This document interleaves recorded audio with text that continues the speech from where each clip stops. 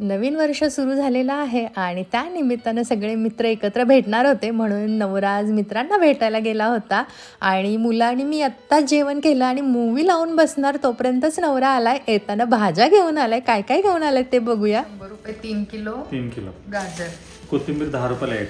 अरे वा. हां अद्रक त्यात 10 रुपयाला. ते काय बटाटे 100 रुपयाला 3 किलो. ओके. हां 100 रुपयाला 3 किलो. हां हे 10 रुपयाला एक आणि हे 50 रुपये किलो. किती किलो येते? 4. ओके.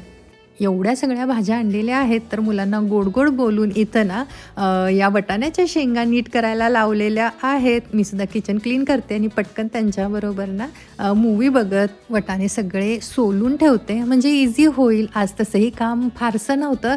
दुपारीसुद्धा एक मूवी बघून झाला आणि आत्तासुद्धा आम्ही निवांत मूवी बघत बसणारच होतं. आता बघू मुलं जेवढं करतील तेवढं करतील, नाहीतर मी आहेच आणि जोडीला नवऱ्याला सुद्धा घेत असते.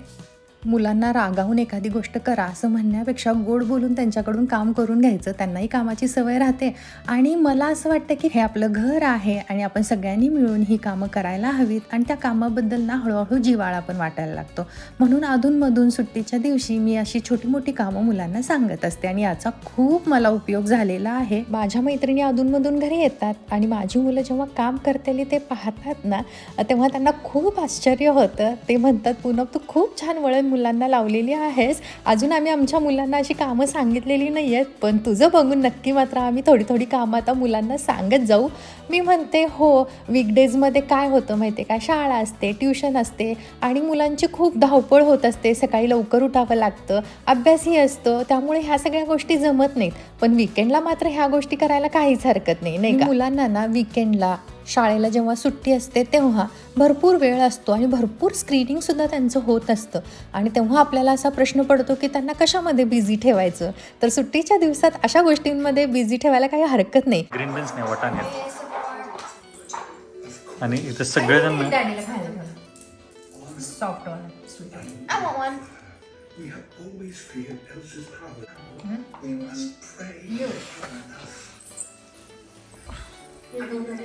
सो ॲज अ फॅमिली हे सगळं चाललं यांचं. 4 किलो आहे, प्रत्येकाने 1-1 किलो करायचं.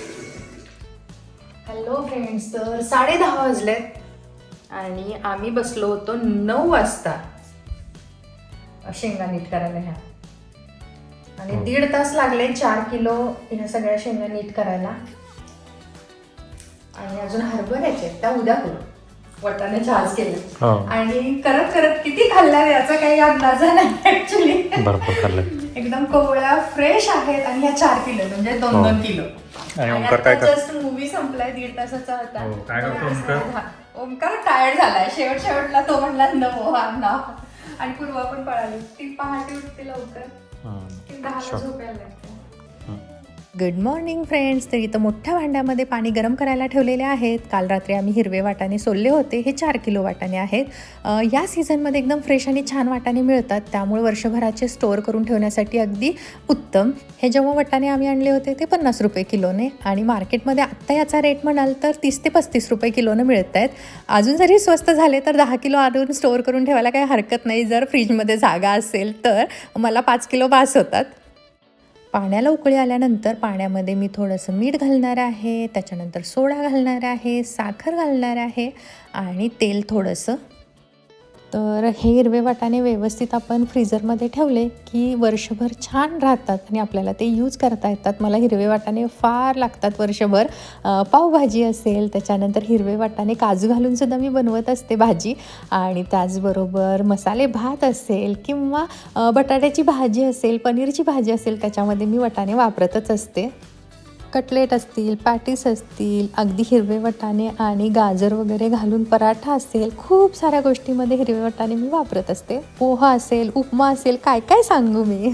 बाहेरचं फ्रोझनचं पॅकेट विकत आणून खाण्यापेक्षा मला वाटतं की आपणच आपल्या हाताने घरी अशा गोष्टी बनवून ठेवल्या की खूप इझी होतात, नाही का.